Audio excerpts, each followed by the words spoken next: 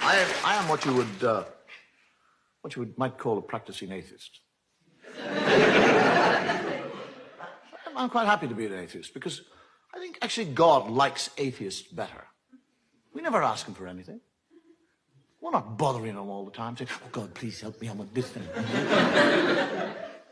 And as a practicing atheist, there's certain things that I travel around the world, and no matter where I go, somebody called Gideon leaves me this book to read.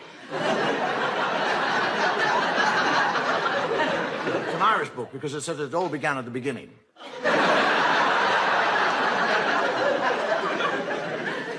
There are certain things that, when I read the Bible, and I do read the Bible, that I find difficult to understand. I mean, if God has been there forever, what was he doing before he got to us? I mean, what was he out there doing? Was he sitting there going, bored today, what'll I do? I mean, suddenly from nowhere, he suddenly decided to create a world. I'll make a world, that's what. Make a world, yes, that's what I'll do. Rivers, seas, boom, mountains, boom, everything's there. I want a garden. I'd like a nice garden. Whack! Gardening. Hate gardening. Need a garden. Gardener, spit and dust. Adam. Hey! And Adam, never once says, where in the name of God did I come from? I mean, he's 40 years of age. He has no child, he has no recall. He doesn't say, how did I get here?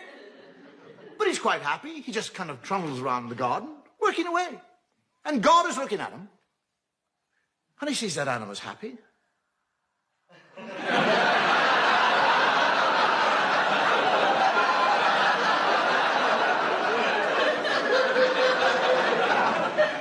I didn't put him there to be happy.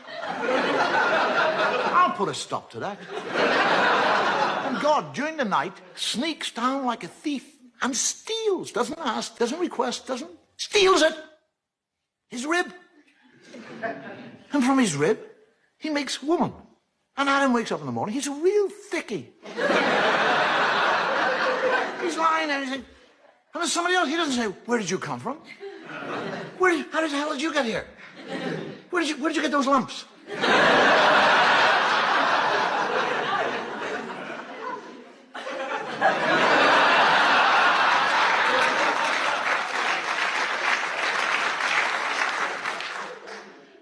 Just goes out and goes gardening.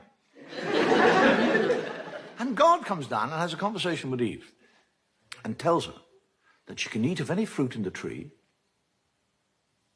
in the whole garden with the exception of one fruit tree. He's talking to a woman. He actually tells her not to eat of the fruit. And then when she says, which tree can't I eat? He said, that one over there. He points it out to her.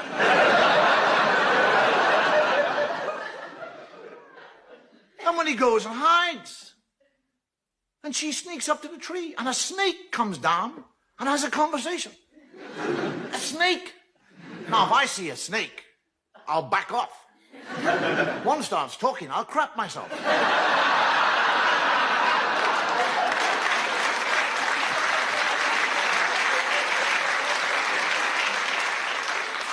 And the snake actually convinces her to eat the apple. And she eats the apple. And when she eats the apple, she learns shame.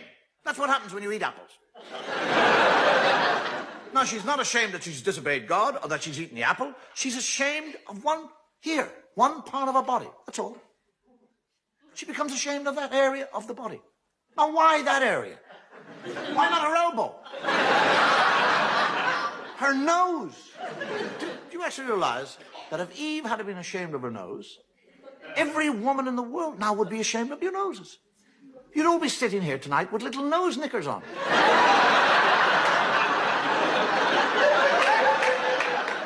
Men would be in nightclubs watching totally naked ladies with G-strings on their nose.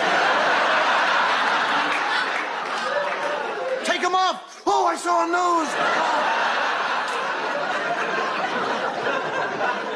And this is the book. This is the book that you'll go into court and place your hand upon.